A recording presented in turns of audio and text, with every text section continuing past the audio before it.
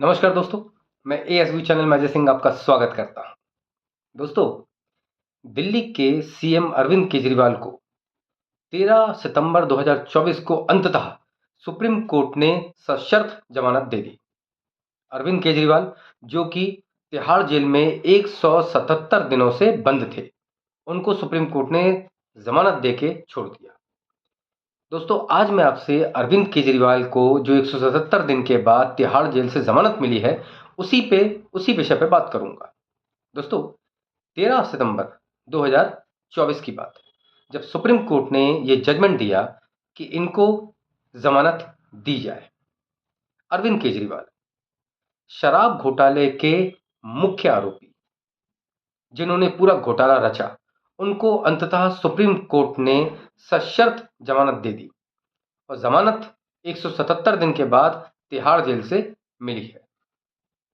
जमानत का आधार क्या था दोस्तों? क्यों मिली जमानत इनको?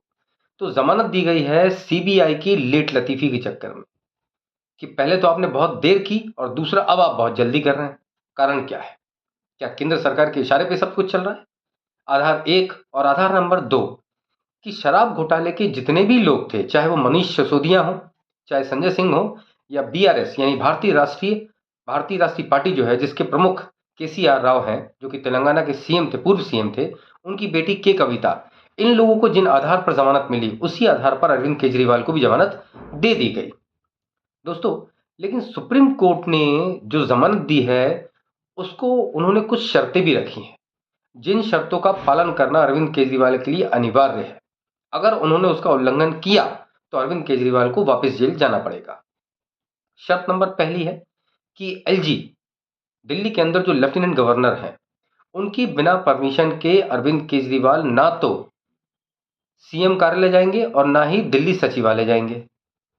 दूसरा, अरविंद केजरीवाल बिना एलजी की परमिशन के किसी भी सरकारी फाइल पर हस्ताक्षर नहीं कर सकते। दो शर्तें ये हैं। उनकी तीसरी शर्त ये थी कि अरविंद केजरीवाल किसी भी पब्लिक मंच से इस केस से संबंधित कोई बयान नहीं देंगे।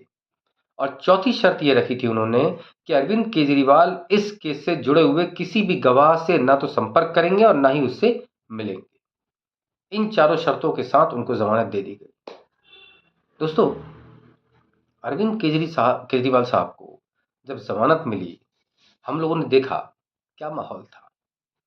अरविंद केजरीवाल मतलब दिल्ली के सीएम, और ईमानदारी के इतने बड़े बड़े आपने वादे कर रखे थे कि ऐसा लगता था कि क्या मालूम कितना ईमानदार आदमी इस दुनिया में आया हुआ है। इससे ईमानदार आदमी इस दुनिया में है ही नहीं। लेकिन जब बात खुली और जब बात पूरी तरह पहुंची इधर उधर, तभी समझ में आया कि ये ईमानदार नहीं है, ईमानदारी की पूरी नौटंकी चल रही है। दोस्तों, हमने देखा कि जब अरविंद केजरीवाल को जेल से रिहाई मिली, उसके बाद जो जश्न मनाया है आम आदमी पार्टी के लोगों ने, तो ऐसा लगा थोड़ी देर के लिए दोस्तों कि कोई बहुत बड़ा देशभक्त जो है वो बाहर निकला है, बहुत बड़ा। और उसकी खुशी में, बाहर आने की खुशी में, कि उसने बहुत बड़ा महान काम किया है। उस महान काम की वजह से जो लोग हैं, वो बड़े ही बिल्कुल पल के बिछाए हुए बाहर बैठे हुए हैं कि जैसे ही हमारा हीरो बाहर निकले और हम नारे लगाना शुरू कर दें। थोड़ी देर के लिए मुझे ऐसा लगा कि ये आदमी कल्प्रिट है भी या नहीं, अपराधी है या नहीं है, कि अपराधी हम लोग हैं। क्योंकि अपराधियों का ऐसा स्वागत। दोस्तों देखिए, आज नहीं तो कल अरविंद केजरीवाल फंसेंगे जरूर, लेकिन कहने का मतलब ये है कि यार ऐसा स्वागत, इन लोगों का, जितने भ्रष्टाचारियों का ऐसा स्वागत होने की वजह से ही आज हमारे हिंदुस्तान की जो युवा पीढ़ी है, वो डॉक्टर, इंजीनियर और सीए बनना पसंद नहीं करती, नेतागिरी में ज्यादा जाती है। उनको लगता है कि पॉपुलैरिटी भी है, पावर भी है, फेम भी है, और क्या चाहिए। इसलिए हमारी युवा पीढ़ी आजकल राजनीति की तरफ ज्यादा घूम रही है। क्योंकि ऐसी लोकप्रियता देख के तो व्यक्तिगत तौर पे मुझे कुछ देर के लिए ऐसा लगा कि शायद केजरीवाल अपराधी नहीं है, हम लोग अपराधी हैं, जो इतने महान आदमी को हम लोग समझ नहीं पाए, या इतने महान आदमी को हम लोग भाप नहीं पाए कि यार ये कितना बड़ा आदमी है।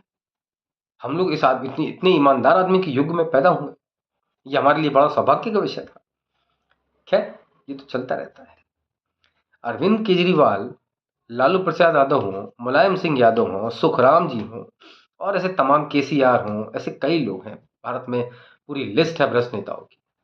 ये सब के सब भ्रष्टाचारी अपराधी नेता है। ये आज इनमें से सब लगभग फंस चुके हैं और केजरीवाल भी फंस गए।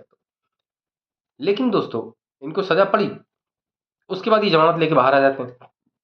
कई ने चुनाव लड़ा, कई ने चुनाव लड़वाया, कंपेनिंग करते हैं। दोस्तों, मुझे एक बात समझ में नहीं आती, जब ये लोग अपराधी हैं तो कोर्ट की तरफ से इनको इतनी छूट क्यों मिलती है? अरविंद केजरीवाल को भी जब कोर्ट ने सशर्त जमानत दी है, और कोर्ट सब कुछ जानता है दोस्तों, कोर्ट सब कुछ जानता है। और अब तो आप भी जान गए होंगे, भारत की जितने भी लोग राजनीति में थोड़ा बहुत इंटरेस्ट रखते हैं उन्हें ये बात मालूम होगी कि ये आदमी कहीं से भी ऑनेस्ट नहीं है। He is a bloody culprit. ये घोटालेबाज है और ये अपराधी है, ये फंसेगा जरूर। मेरा कहना सिर्फ ये है कि जितने भी भ्रष्टाचारी हैं, इनको आखिर क्यों ऐसी सजा नहीं मिलती जो दूसरे नेताओं के लिए एक एग्जाम्पल हो, एक उदाहरण हो, ताकि आप भ्रष्टाचार ना करें। कोई कहे कि भ्रष्टाचार कर दो, कहते नहीं नहीं नहीं, ऐसी सजा मिलेगी जैसी उसे मिली थी। लेकिन दिक्कत ये है कि ऐसी कोई सजा आज तक हमारे हिंदुस्तान में किसी को मिली ही नहीं, इसलिए भ्रष्टाचार करने से ये लोग पीछे हट जाते, पीछे नहीं हटते। और तो और सुप्रीम कोर्ट ने जब जमानत दी तो उन्होंने ये कहा कि जमानत का नियम बनता है और इसमें अपवाद स्वरूप जेल होती है, अपवाद स्वरूप, एक्सेप्शनली जेल हो सकती है। नियम जमानत का है इसमें, बताइए। तो क्यों आदमी भ्रष्टाचार नहीं करेगा? जब करप्शन आपको 100 200 500 करोड़ की करप्शन करके मान लीजिए 170, मैं कह रहा हूँ 2 साल ही जेल हो जाए, उसका तो पैसा अपना ही हो गया ना। तो इसलिए कोर्ट को ऐसी सजा देना चाहिए दोस्तों कि आदमी भ्रष्टाचार करने से पहले 100 बार सोचे। अरविंद केजरीवाल जी ने जब बाहर निकले और बड़े भावुक हो गए जब उन्होंने स्वागत देखा अपना, तो उनको भी थोड़ी देर के लिए लगा कि शायद मैं नेशनल हीरो हो गया हूं। तो उन्होंने कहा कि मैं ईमानदार हूं, इसलिए भगवान मेरे साथ थे। बिल्कुल सही कहा आपने दोस्तों, अरविंद जी आपने बिल्कुल सही कहा। भगवान ईमानदारों का नहीं, बेईमानों का साथ ज्यादा देते हैं। इसलिए देते हैं कि बेईमानों को वो बहुत ऊंचाई तक लेके जाते हैं, बहुत ऊंचाई तक लेके जाते हैं। वो इसलिए ऊंचाई तक लेके जाते हैं कि वहां से जब वो फेंकें तो आदमी सीधे जमीन पे आके चिपक जाए बिल्कुल, और आदमी जब जमीन पे गिरे तो वो उठे ना, सीधे उठ ही जाए। इसलिए वो इतना ऊपर ले जाते हैं। आपके साथ भी यही हो रहा है। आप राजनीति में सेवा करने आए थे, लेकिन आप जनता की सेवा करते करते कब आपने अपनी सेवा चालू कर दी है मालूम ही नहीं पड़ा। और अब आपको अपनी सेवा की इतनी आदत लग गई है कि आपकी राजनीति डामाडोल हो चुकी है। एक बात आपने और ठीक बोली कि जेल की दीवारें मेरी हिम्मत को तोड़ नहीं पाएंगी। अरविंद जी बिल्कुल ठीक कहा आपने, जेल की दीवारें आपकी हिम्मत कभी नहीं तोड़ेंगी, बल्कि वो आपको ही तोड़ देंगी। अभी भी समय है अरविंद जी, गलती इंसान से होती है। आप एक समझदार पढ़े लिखे व्यक्ति हैं, आप आईएएस थे, इसलिए इस देश को चलाना, मंत्री तो नाम है, इस देश को चलाने का काम आईएएसओ का ही होता है। आप समझदार हैं, ऐसा एग्जाम्पल सेट कीजिए कि लोग कहें कि वास्तव में एक नेता था। अभी तो ये कह रहे हैं कि हाँ एक नेता है, लेकिन उस समय कहें कि एक नेता था। अभी आपके पास बहुत उम्र बाकी है, आप चाहें तो बहुत कुछ कर सकते हैं और आपको करना चाहिए। आप समझदार नेता हैं। आप जेल जाने के लिए नहीं आए, आप दिल्ली की सेवा करने के लिए आए हैं। तो दिल्ली की सेवा कीजिए, क्योंकि शराब घोटाला दिल्ली में हुआ है ये आप भी जानते हैं, और आज नहीं तो कब ये सब खुलेगा, सब खुलेगा ये। इसलिए देखिए, कानून जो होता है वो गिरबान पे जब हाथ पकड़ता है ना अरविंद जी, तो वो धीरे धीरे कसता है। अभी तो आप छूट गए, लेकिन वो धीरे धीरे कसते कसते आपका पूरा गला पकड़ाई में आ जाएगा। उसके बाद फिर आप छूटेंगे नहीं, फिर आप लटक जाएंगे। दोस्तों, आज के लिए बस इतना ही। कल एक नए विषय में मिलते हैं। बहुत बहुत धन्यवाद। भारत माता की जय। जय सिया राम।